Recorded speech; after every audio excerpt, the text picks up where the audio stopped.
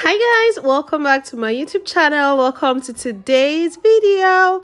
I'm going to be showing you how to make granola in your own kitchen and also how to make these two ways in your oven and on your stove top. So if you do not have an oven, that doesn't have to stop you from making granola at all.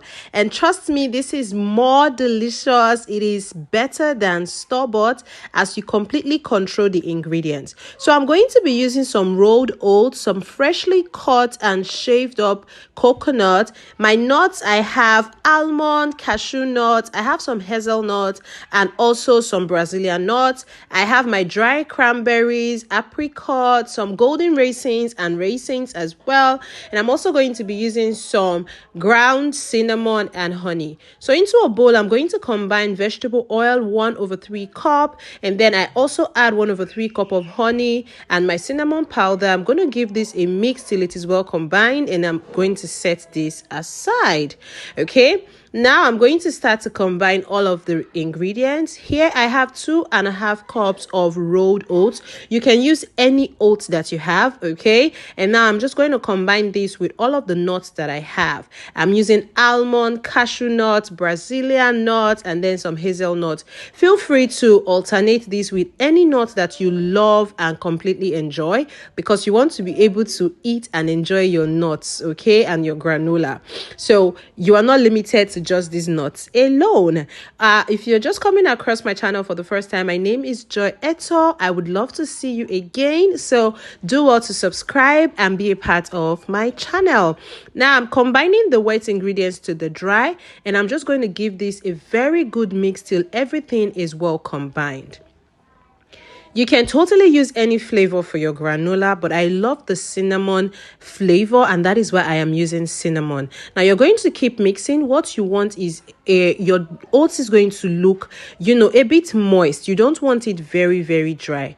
If you want it clumped up together by the time you are done baking this or making your granola, do well to add some more honey to this, just so that it clumps up a bit more. So I added some of my granola mix to a baking pan, which I've already lined with a baking paper, and I'm just going to transfer that into my oven.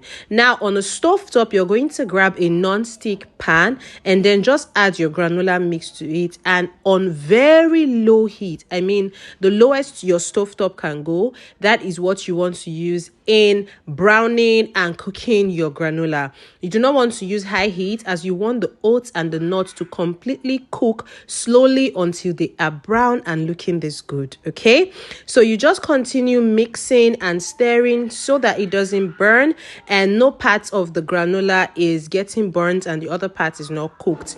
Once they are looking brown, proceed to add your fresh coconut flakes and a pinch of salt, and then we're just going to toast this some more till the coconuts are properly toasted.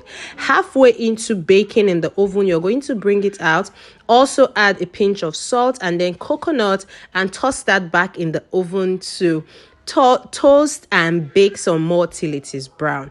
Now go back to the one on your stove top and just continue to stir till your coconut is as brown or toasted as you like it. At this point, I love mine already, so I added my dry cranberries, my golden raisins, I added my dried apricot, and also my blue raisins. These are some of the fruits that I am adding. You can totally add dry bananas, mangoes, whatever dry fruits that you love. Okay, now at this point I have turned off my heat, and I just want all of this to get mixed up together and just go well together. At this point, my stovetop granola is ready and it looks so delicious. It looks so beautiful. You would not even know it was made on the stovetop if I don't tell you. Also, the one in the oven is ready. I bring it out and I add my cranberries, my apricots, my dry raisins, and I'm just going to give all of that a good mix till it is well combined, and this is your homemade granola.